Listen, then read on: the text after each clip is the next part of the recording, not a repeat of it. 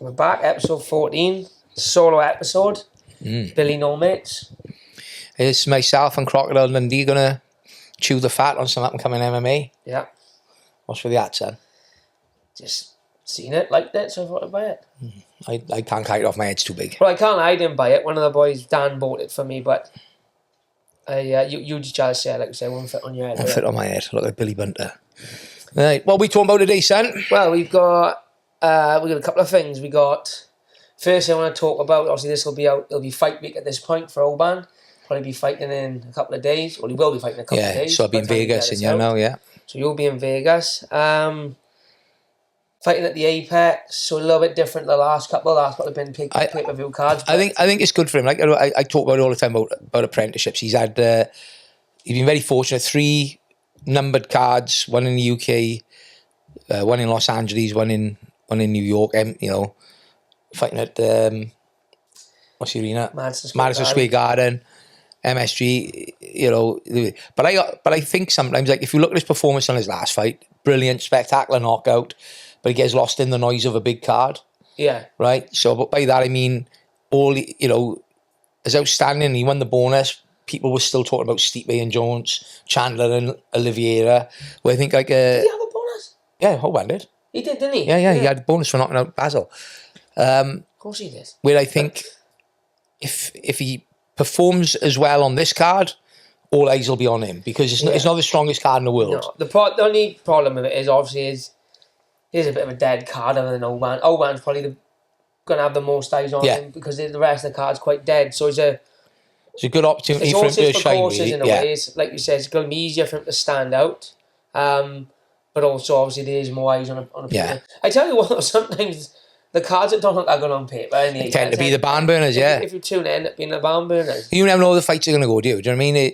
You could have really exciting first round knockouts, submissions, glow, and then you have like we've seen like an highly anticipated fight like Ngannou against the Beast, and it's one of the worst fights you've ever watched in your life. Do you know what I mean? Where everybody say, "Oh, this is going to be a fight of the year," but no, I think it's good for him. I think this is going to be my first time in Vegas without any. No. Did the Contender Series. Was there restrictions still in place then? No, it was good, was it? No. Yeah, but that was a bit of a fly by night. But we fly out on the Wednesday. Literally, Fight on the Sunday, when I fight on the Wednesday or Tuesday. Yeah, that's what I mean. It's only like you literally weighing in the following day that you land. Do you know what I mean? You haven't got time to go and we didn't have a chance to go and enjoy the city or whatever. But no, I'm a miserable git. I don't want to be wandering around. But it'll be nice to have no restrictions. Jump in the pool when we want, pop the Apex, the PI when we want. Yeah. That's always a good bonus I found in Vegas. Yeah, and I also think the weight cuts go a lot easier in Vegas with the PI. You're on site. It's on site. You can go there, do your weight cut. You go all them, top of the range facilities there. I think it's I think it'd be a good experience for him. I think you need to experience every level of the sport. Like he's talking about ambitions. He want to be a champion. And I think it's important to do these cards. He was a bit disappointed when we first said that we were on the Apex, but then I sent him a list of ranked fighters that have been on there and not even main eventing. I do get it because. He is a showman, Oban, isn't he? And he's very good at playing to the crowd and building the fight. And so it is hard to do that on an Apex card. But at the same time, a big performance here, they're probably just going to put him back on a... Yeah, he'd be straight back on a numbered card. Pay-per-view card. And to be honest, I think if he has a type of performance I think he's capable of having against this lad, I think I wouldn't be surprised to see him... get someone in the rankings next because I'll put him off 4-0 in the UFC. 4-0, I think that'll be a 9-fight win streak. Yeah, so especially if he gets a big finish like last time, I think I'd be very surprised if they don't. I mean, I don't know the lower you're looking at like a Luke Gay and people like that. Yeah, all winnable fights for us as well. That, I think. Yeah. So what's we can't go into game plan and stuff, but talk about obviously he's been in Germany doing his sparring. You've had some world-class training and sparring. I mean, he's unfortunate really. Like we're a team of little guys, aren't we? If you were 70k and below, there's not a gym in Europe. I don't think got the strength and depth what we got for the amateurs through to the pros, right? But for the welterweights and above, there's no one really there for him at the moment. We got a lot of injuries. Croc is injured, Josh Archer's injured, who'd come down and do some sparring. So I think it's important that he does need those 4 weeks out in Germany, sharpening the tools, getting fight ready. And he looked sharp yesterday. Him and Shea done some rounds done with us. You look at the sparring he's had out there. Yeah. You know, you talk about guys who do like he sparred. Who's the guy who just beat Izzy? Imavov. He went over there for the day. Sadolic. But not just that, even guys you wouldn't know. You know, he's sparring Dagestani wrestlers. Chechen wrestlers. He's sparring at Nick Hemmers' gym. If anyone don't know who Nick Hemmers is, it's Raymond Detler's brother. You know, that tells all you need to know in terms of sparring at his gym, doing stand-up rounds with some of the best glory kickboxers and K1 fighters in Europe and the world. So that the preparation he has out there, the level of opposition is unbelievable. He had his last spar yesterday, didn't he? He looked fit and sharp. Shay's also a good man as well. And you know, he's well rounded, isn't he? He's one of those. He can wrestle, he can grapple, and he can bang. This lad, I've had a good look at him. If I'm being honest, I don't think he's any better than any of the lads he's already fought. And I think stylistically, he's a little bit shorter than Oban. I think it's a good fight for us. I think Oban can get him out there. I think he'd knock him out personally. I watched him spar yesterday. He looked really good. All his videos, he looked really good on the sparring and stuff. I think he'll knock him out in 2 rounds. Agreed. And you'll have, talking about Nick Hemmers, he'll be in the corner with him. Me, Carl and Nick are going to be cornering. So that's a cool little one for the bucket list. Yeah. Well, arguably one of the best striking coaches in the world. Probably the best in Europe, definitely. You know, anyone who's blood related to Raymond Detler is going to know what they're talking about, don't they? Yeah. But yeah, looking forward to it. There's not a lot else on the card I'm really interested in. Looking forward to some of the stories to come back with, and I would say probably then when you're any fight end of the year on Madison Square Garden again. It'd be we in May, June, July, August. Could even be 2 more fights before the end of the year. If he fought end of August, September. It's a bit of an awkward time to fight, really, this time of year, because they've held him back a bit this year because it's May. You know what I mean? We would have loved the London card in March. It means if you fight in May, I suppose you've got to pick one of the two. If you want to fight in Madison Square Garden in November, you're not really going to have time to go in between. No, so if you opt to fight in August, you're not going to fight there until December or January. I mean, he'll get that microphone, he'll call his shot, and we'll see what comes of it from there. I wonder if Chael will be there. Yeah, good shout. I don't know. Where's he based, Chael? Western Oregon, isn't it, Chael? Is that far from Las Vegas? Good with geography. Probably, but he's working with ESPN now. But yeah, I'm looking forward to it. He looked really good yesterday, and I'm glad. Be looking forward to it. Like you said, it's been probably longer than he would have wanted. What has it been? 7 months since the last DC one. I can tell you. I got a word with him. I've started watching his Nature's Metal that he told me to have a look at on Instagram. Have you watched it? I've been watching that for years. Oh my God. Years. You know, I seen my worst nightmare. Snake. Yeah, but this woman was in an outdoor toilet and the snake have come down and have took a possum off the floor and have gone back up above the toilet. Oh my God. Yeah, so, looking forward to it. And I am looking forward to it. I don't often enjoy the trips, but it's been a while since we've been abroad. November was the last one when I went out Newport. So that's Oban. We got a busy couple of months. When I come back in the following week, got a few of the amateurs out on Kingdom MMA. Scotty P was originally on there, but unfortunately he's got a little hairline fracture in his wrist. So good to see him back winning, Scotty. Yeah, let's talk about Scott. We went up to not back winning, sorry, back in the he's on a 5-fight win streak now, and he's finally showing what we've always known he's capable of. I think his last fight was a perfect MMA exhibition. Yeah. Good striking, good takedown, aggressive ground and pound. Just a brilliant against a good level lad, man. You know, the kid coming to fight, black belt in Brazilian Jiu-Jitsu. I'm really pleased for Scotty. After so long out, you've had no luck between staph infections, injuries, people pulling out on him last minute. So it's like nearly 18 months. With fucking contracts. Yeah, Two promotions offering him a contract, and then he didn't get it. You know, sort your shit out. You fucking promotions. You worry about growing the sport, and then you're offering boys contracts and pulling out of them. So, you know, Scotty, if we can get him on a good 3-4 fight win streak. 4 more, like 3 more. We mean. Yeah. Another. So what's he on now? 5 fight or 4 fight win streak? He's 6-3, 5-fight win streak. Fair play. That's a good run. Yeah, good run. But no, I'm pleased with him. Really pleased. What we got then? We got Rory in July fighting on the Cage Warriors London card. That's been released now. We got.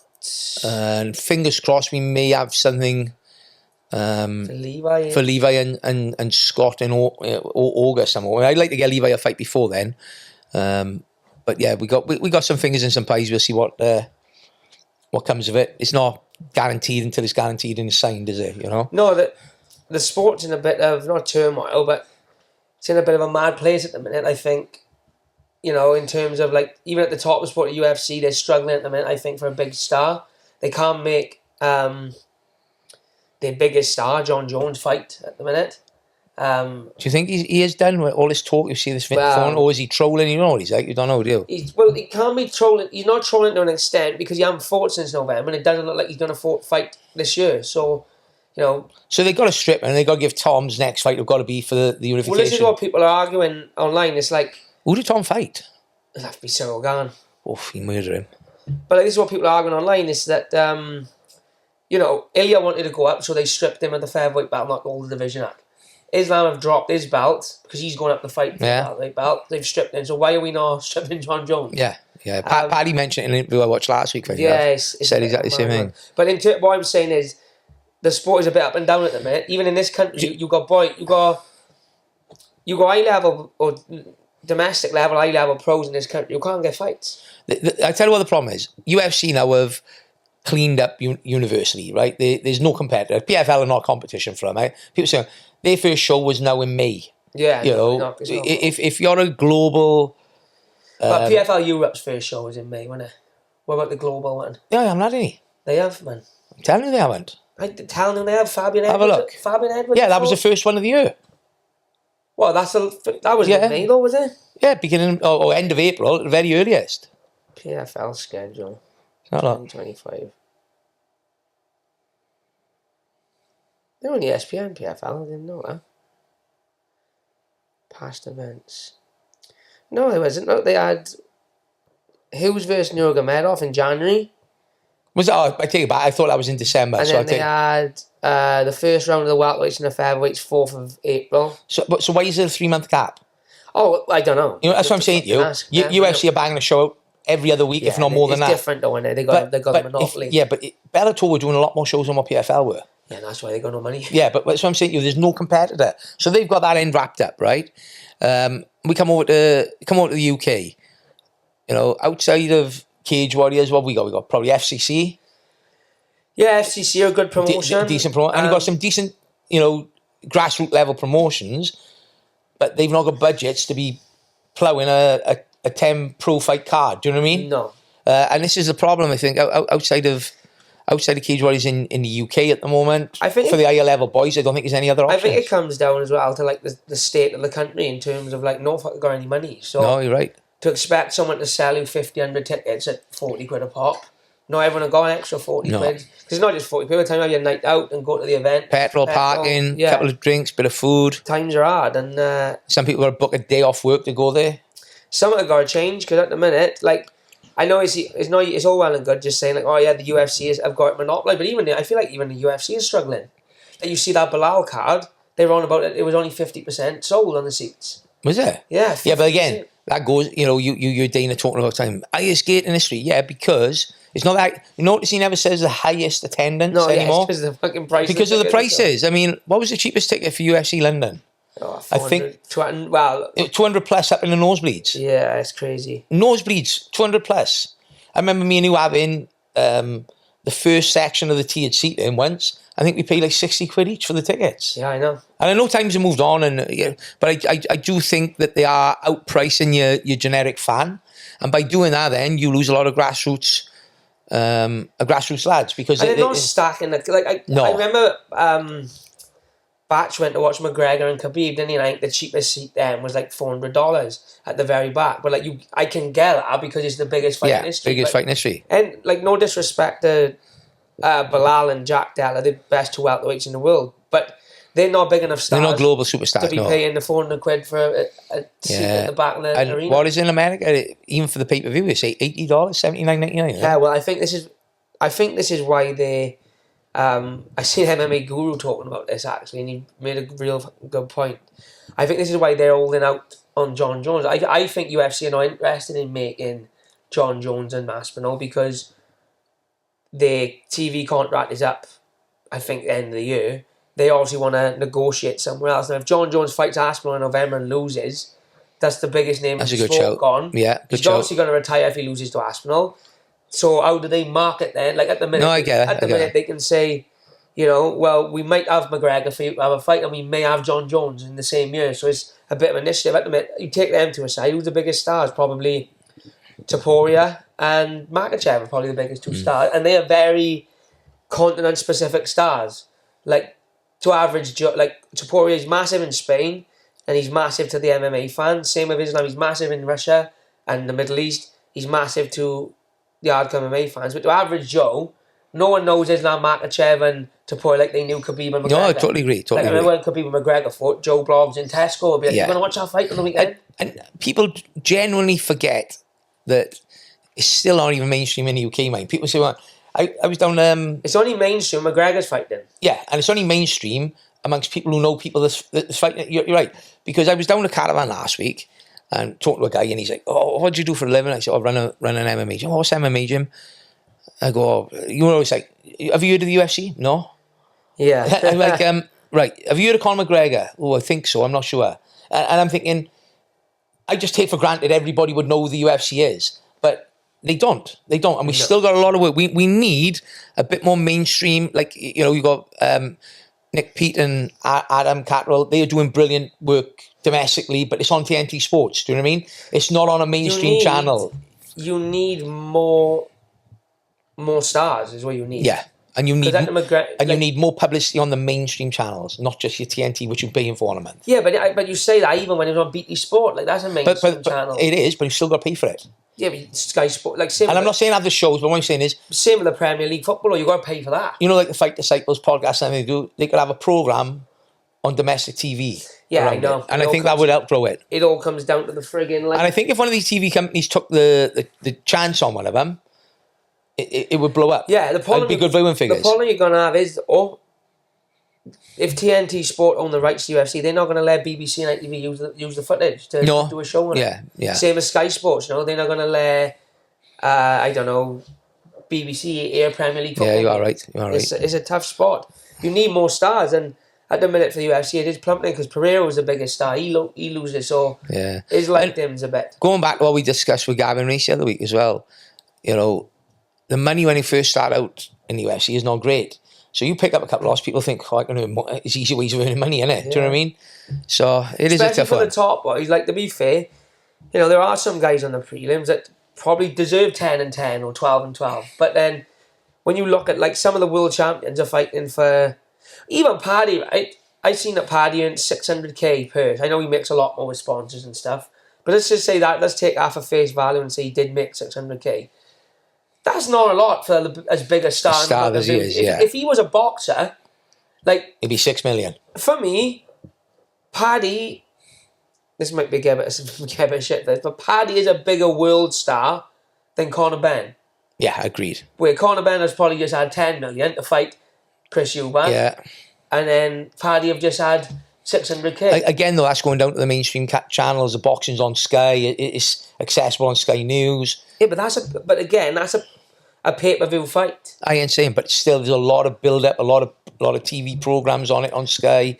You had the face-offs, a lot of media. I find it hard these days because I feel like you can get just as much access on YouTube. Yeah, I know, but it's just the sport in general. They never won.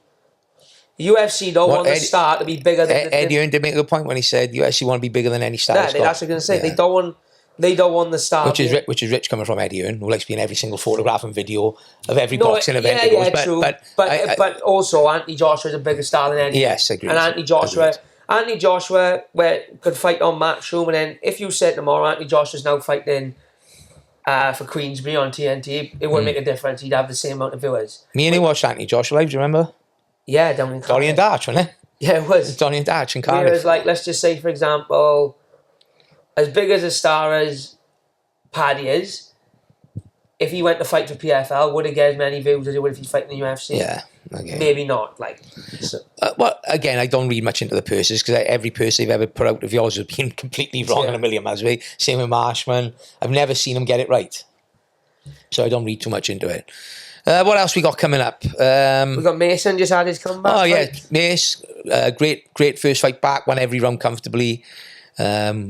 Which me and you spoke about. It went exactly how I said it would. I think Mason too fit, too strong, break him. And he didn't get the finish. I did think he get a late finish, but he actually didn't. Do you know what I was impressed with? I think he evolved since the last time he was in. He wrestled. When his coach was saying wrestle, he started wrestling a bit. And he didn't get caught in a brawl, did he? No. He's a fucker for he likes to fight. His IQ in the third round was brilliant. I thought takedown. I spoke to him on the phone when the fight got announced, and he was like, "What do you think?" And I said, "Well, what do you think?" And he was like, "Well, as long as I don't get with the right hand or the left, I think I'll be all right." And I think, well, pretty much the same thing. I said the same thing. I was like, as long as you don't brawl with him, the only chance Jeremy Stevens ever had of beating Mason was and if he got into a brawl and he clipped him because he got that power. Stevens, he can knock anyone. But credit with his due. He's got a chin like Mason. Either Mason can take a bang. Oh yeah, definitely take a shot. Take his bang and keep walking forward while he's taking it. But no, he looked really good. There's some big fights there for him now as well. I think after beating Stevens, I think anybody not ranked is a backward step. Because I know Stevens isn't ranked, but he's a big name. Yeah, he's a name. And I think a similar sort of fighter or top 20-ish, I think, would be next. I don't think he'll have a rank, but he'll have to have someone with a name. Yeah. Like I tell you, I seen comment on his post saying they wanted to fight him. On Mason's post was Brad Riddell. I seen that. Yeah, is he the Australian lad? Yeah, he trained with Izzy. For the last. I think that'd be a good fight. I'd like to see that. That'd be a good striking match. Drew Dober, people are talking about. Bobby Green, I think he'd... Listen, but that... I think he'd do Bobby Green. That lightweight, there's an abundance of opponents here for him to choose from. It's a shark tank, isn't it? Same as welterweight, it's a shark tank. Yeah, but no, glad to see him back. He deserved it. 4-fight win streak back in Cage Warriors, and I think they probably took a bit longer than needed to... And probably, UFC, I know I might be off the map. Did they bring him in, think he's going to be a sacrificial lamb for Jeremy Stevens in front of his own crowd? Oh, he's been here before, and he's gone on in and done a proper number on it. I don't know. He was a big favourite, but, I know he was a big favourite, but I thought there would have been easier fights for Jeremy Stevens if it was a bow-out fight even, in front of his crowd. Mason ain't going anyway, but he's there for 15 minutes. Perhaps they expect him to stand. Well, he did stand for more. Yeah, he did. And had the better of him in the stand-up, I felt. He did, credit was due. Good performance.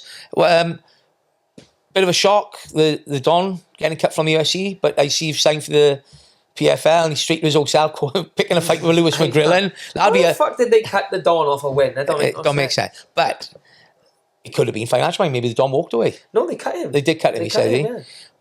But that's a cracking fight. The build-up to that. That'd be great. It'll be great. They'll need security on that weigh-in stage. I know they need security at the press conference. I know the Don's Irish, but he trains in Liverpool as well, so we've got the Liverpool man. Oh, yeah, I didn't think of that, yeah. But yeah, they'll have a little ding-dong beforehand, won't they? But McGrillen looked good against Phil Pott, to be fair to him. Showed a bit of a different side of his game as well. Showed his wrestling, his grappling, ended up getting a submission finish.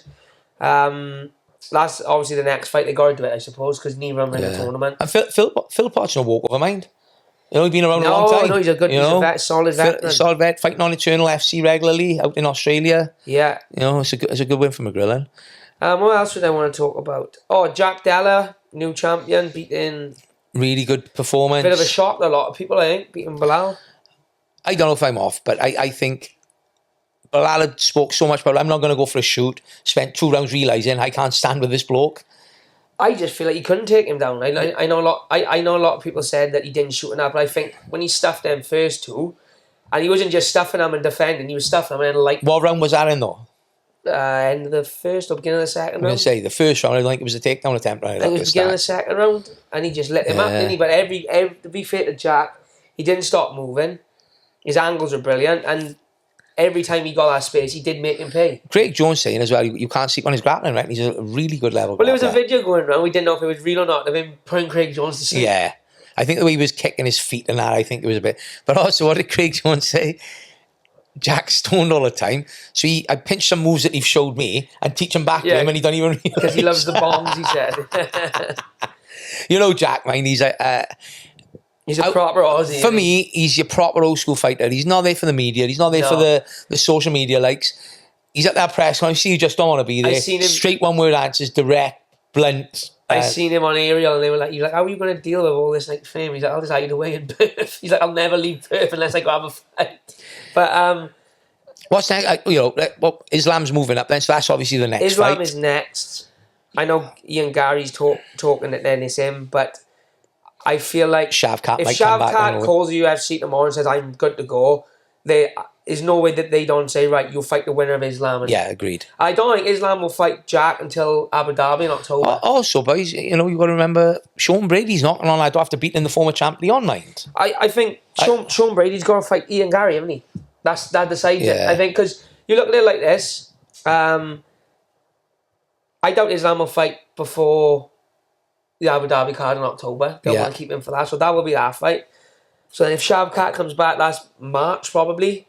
So then if Gary and Brady fight mid to end of the year, then they can hold out the fight. Because I don't in the middle of the year. Like I watched the aerial show the other day. But then the problem you have is, right, Brady and Gary in a bit of a shit spot, because let's just say Islam beats Brady and then Taporia beats Charles.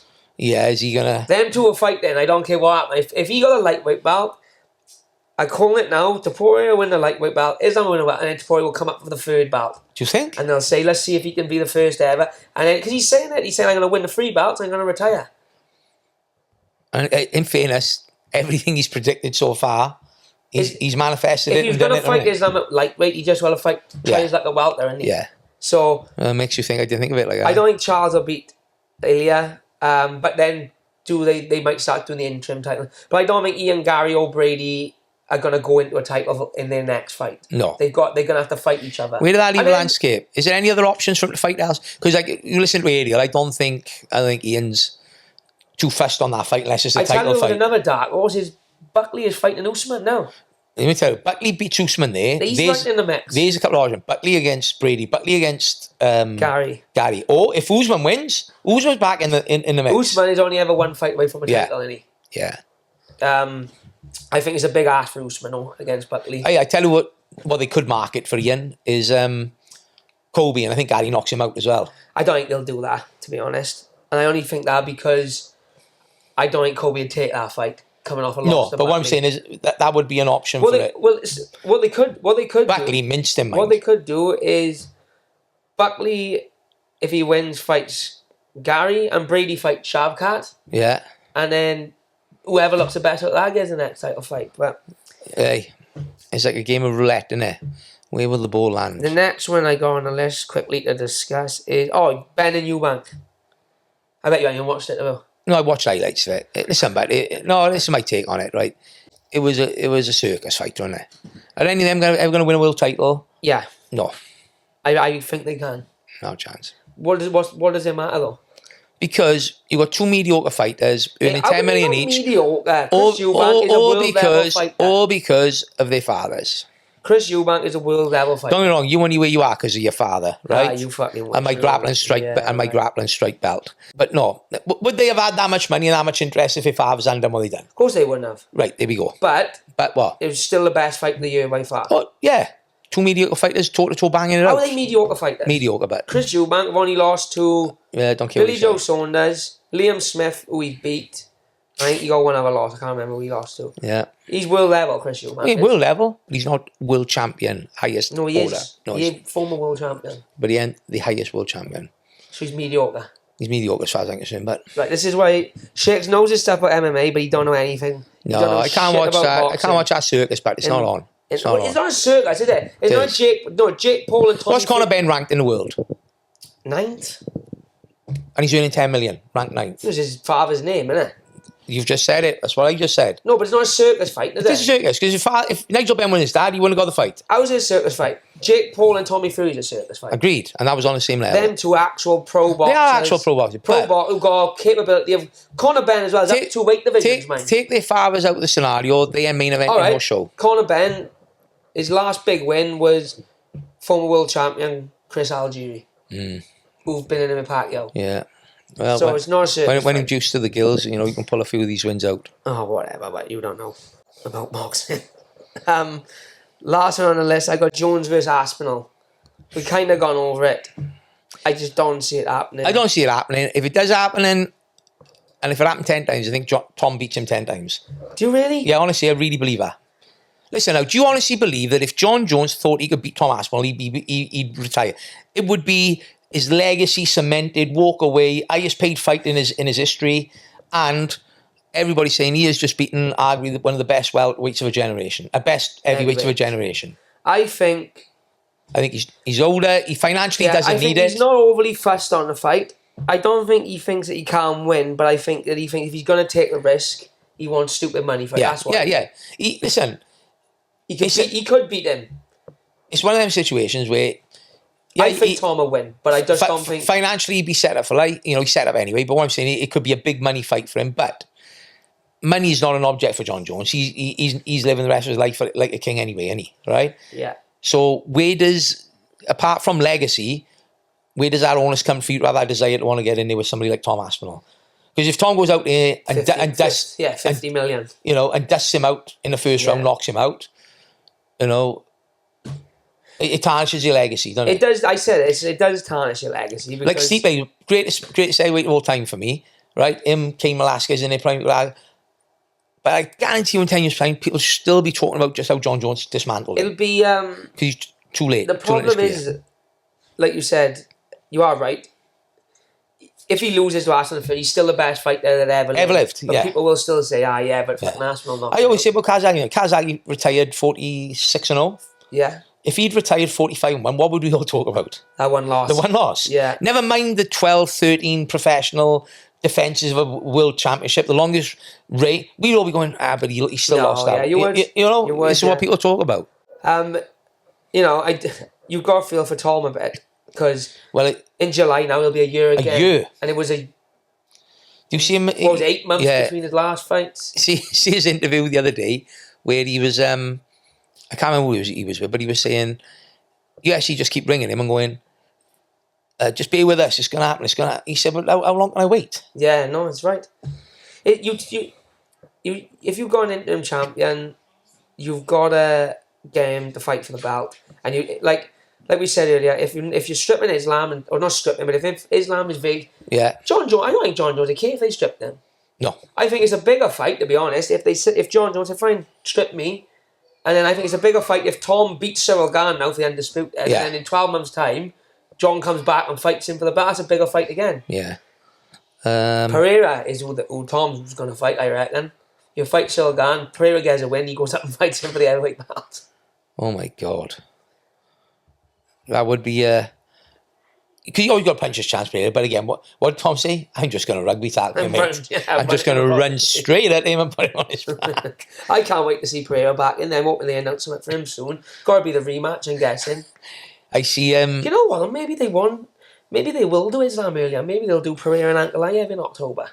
Oh, but Pereira's I don't know what's happening there. Pereira's talking a lot of talk about maybe I'm going to walk away. No, do you think that's financial? No, didn't you see? He done a post saying he was hacked. Oh, right. But then I seen Chael come out, or DC come out and say there's no chance he was hacked. He's heard rumblings or something, he reckons. Maybe Ankalaev fighting someone else.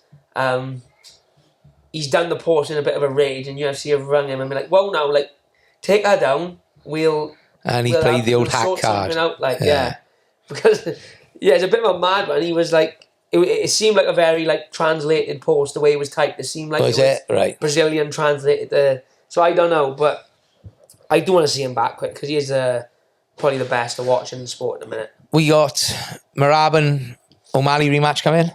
That's next weekend. I think it'll be exactly as I said first time, 5-0. Do you think O'Malley was actually injured last time? No. Or do you think that's just an excuse? Just an excuse. What did they say the injury was? The hip injury? Hip injury. Couldn't move tidy. Don't take the fight then. I don't think any fucking can stop Merab. How are you stopping that little machine? I don't think anyone can stop him. Again, go back. O'Malley, it's like a truck. If he lands, Merab have been rocked and socked in the past. Yeah. But I just think he's too good he keeps putting that pressure on you. You're afraid to really let it go because he's going to come under you if you overextend. It was so one-sided. Oh, one-sided. And I just don't see it being any different in the rematch. I wonder, the only thing, like you said, the only thing I wonder is if he was genuinely injured and it did compromise him. I think he was injured. I don't think it would have made a difference. No, is the injury if the injury's that bad, you pull out. Yeah. You've got medical doctors here would do a scan and go, listen, Dana, he can't fight. He's got this issue on the hip. No ifs, no buts. We'll see. I mean, It's a good fight, but then that division's a bit the same. Like, who's there next now? Sandagan probably? Just beat Figgy. Yeah. Or maybe Peter Yan. Peter Yan fought for a while, is he? No. Beat Song up, didn't he? That was the last one. I like Yan as well. I'd like to see Yan O'Malley rematch. Yeah. Over 5 rounds. I felt he'd won the last one. Yeah, I thought he nicked it. Maybe you see... Gotta give me a bollocking about it, saying I've done the referee's course, I should know the scoring, but I still believe fuck it. off. No chance. I still believe he won. Most people thought he won. Yeah, I do. Like, I know they say the old damage thing, right?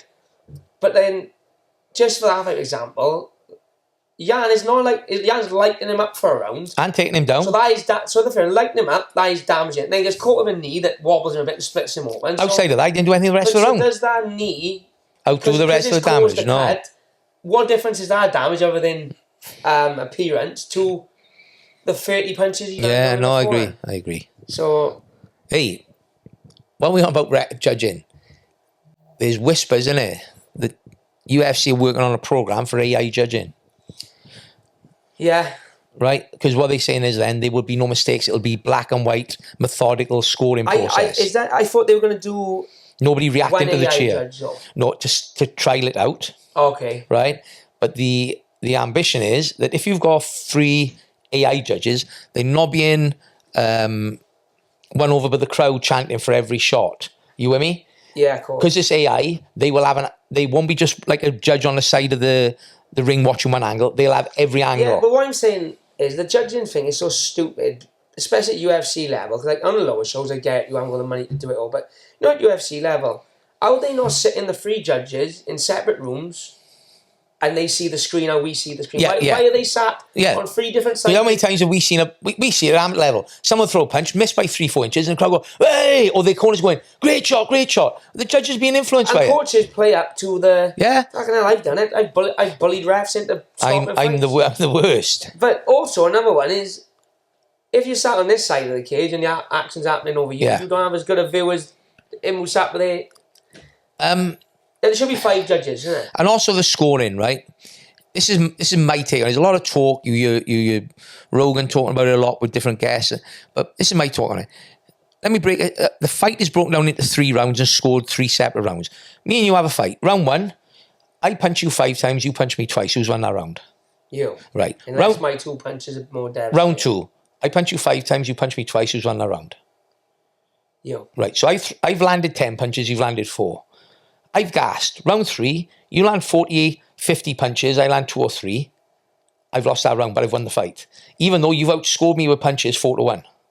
Yeah, no, yeah. Yeah, right. you see what I'm saying? Yeah. The judge, I think the fight should be judged as a whole. Should be judged as one fight. As one fight. Yeah. Or do away with the break. 1 15-minute round. 1 15-minute round would... 1 15-minute round kills any argument. And I know people say it'd be boring. I don't think it would. I don't think it would because because some people would know they can't do 50 minutes and I'm just going to come out and go for it. Yeah. I agree. And without that, how many times have we seen somebody on somebody's back bell goes?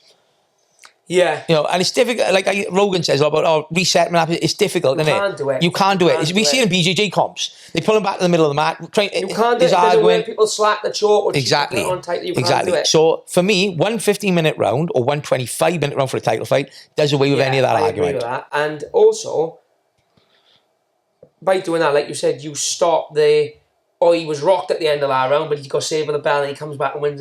So you stop all that. But then, on the flip side, that adds to the drama as well. When Diaz rocked Leon Edwards, don't get me wrong, that was in the last round, wasn't it? But say that happened in the 4th round and he survived. Yeah. Like, you got the drama then of, fucking hell, he went and saved with a bell. Yeah. So it's an hard one. You're never going to get it right. But I know you got to have it audience friendly. I know. I get that. Yeah, it got to be like a sport. But I just think, game. Yeah. I just think if you take away the minute breather, it's a totally different. But what was Pride? 10-minute round? 1 10-minute round. And how many of them fights went past the first round? Not many. Or make it a 20-minute fight, do 2 10-minute rounds. I'm all for just 1 20-minute round. 1 15-minute round, I think. Let's be fair now, right? Do you honestly think round 2 you might 100% better for having a 60-second breather? I don't think you are. No, but you're a little bit better. You're a little bit better, but you're not 100. Where Also, the bell's going. I'm thinking I'm gonna throw balls to the wall to get this finish out because I know I got a minute to recover. Right? If I'm locked up in a rear naked and my arms are gassed and burning, or if I got you ground pound, I'm going mental. Right? I got a minute. Where if I'm thinking I got another 10 minutes to go, am I going to blow a gasket because I got a minute? No, it'll be a totally different mindset on the fight. So that might make it more boring. But I couldn't care less if it's boring.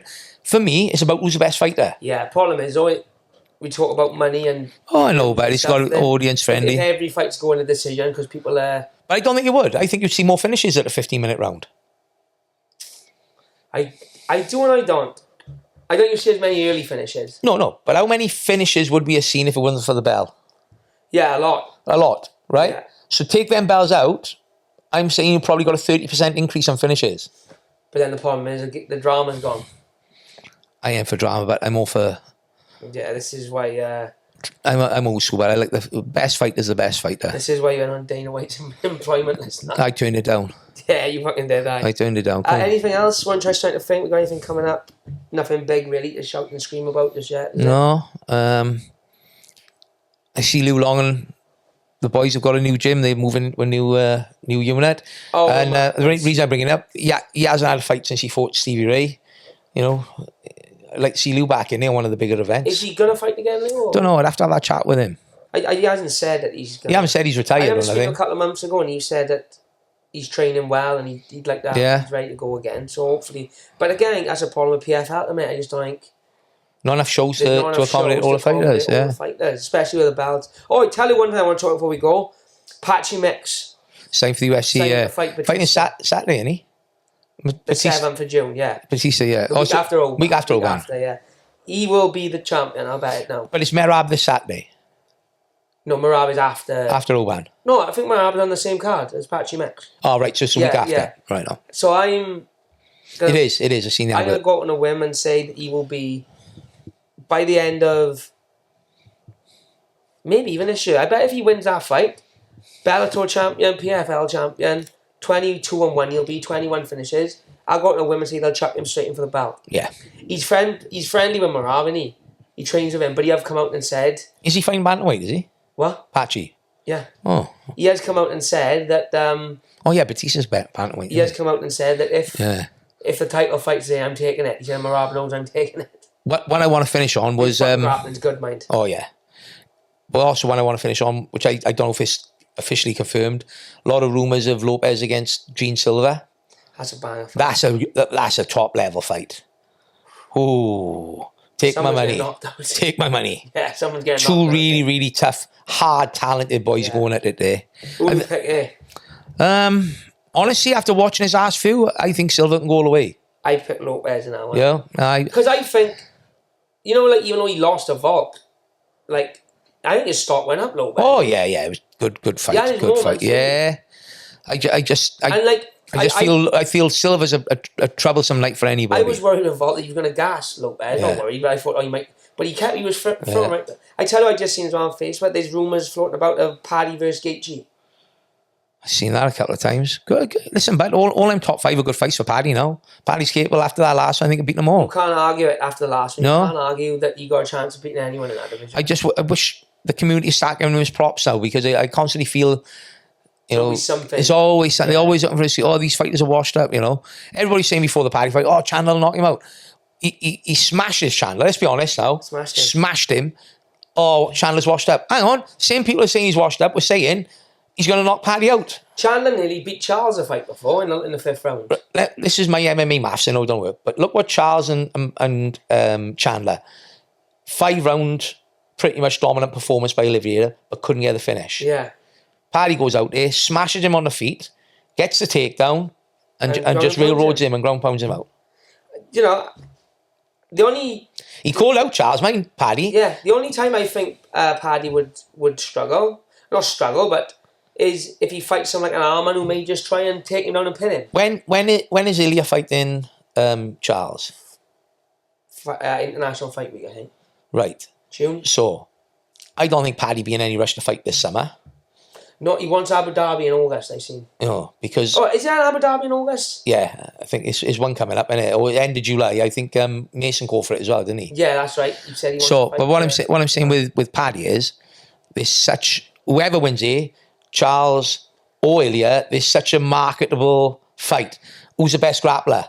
Ilya and Paddy is the fight. But Ilya and Paddy, if Ilya knocks out Charles, I honestly think that would be up there. McGregor, Khabib, with build up would be, and it would have us on the edge of our seat from the start to the end. Stadium for that fight.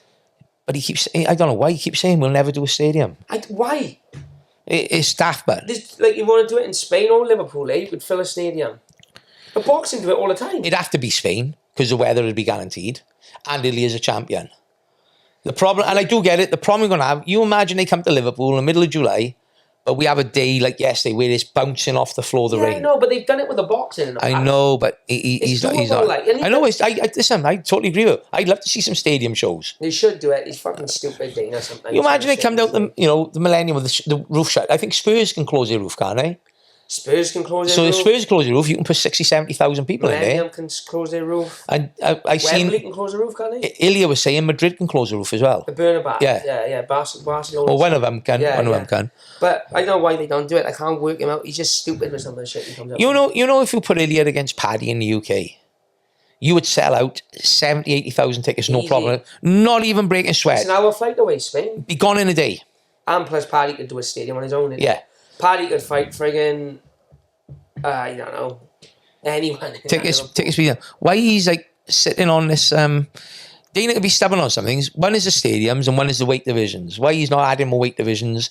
Every £10 makes sense. 135, 145, 155, 165, 175, 185, 195, 205. I see now he's been 215 and then heavyweight. He's been taken off the Canelo Crawford fight apparently. Oh, Dana. What do you mean? He was promoting it? That Sheik put him in charge of promoting it, and they took him off it now. That's politics.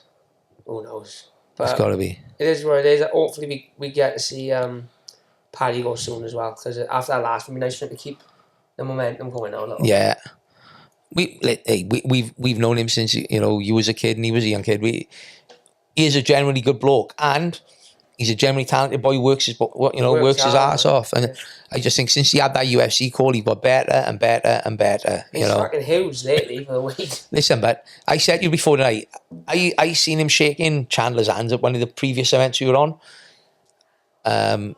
MSG. I was on the MSG. Yeah. Was it MSG or? No, it was London, was it? Manchester. I think Charles was over, wasn't he? Chandler was over. And he just looked huge compared to him, right?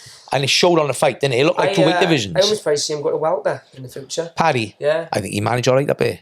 He's got the frame for it. Maybe take the title, if he's looking for title aspirations, take the title lightweight and then move up. Right, we're going to have to wrap it because I got to get to the gym. I know. But, right, guys, thank you for watching. Obviously, want to give a big shout out and good luck to Oban fighting this weekend. The Welsh gangster. We will be back the week after next, most likely, with a guest. And can we say who we'll have next? Who are we having next? The guys that own Tatami, Lee Jones and Gareth Dummer. So I'll be interested one about these are two Valley boys that have created a global brand and a global business from selling originally out the back of their cars on the BJJ circuit. And like you said, and they're arguably the biggest, one of, if not the biggest Brazilian Jiu-Jitsu brand now in the world. The biggest Jiu-Jitsu brand in the world, without a doubt. They're arguably top 5 biggest combat sports brand because the amount of MMA fighters sponsored. A lot of investment into Welsh fighters off them as well. Got to give them their due there. So it'd be interesting story for all you BJJ nerds like me out there. Is one for you to definitely tune in on. Yeah. Right. Until next time, we'll see you then. Peace out.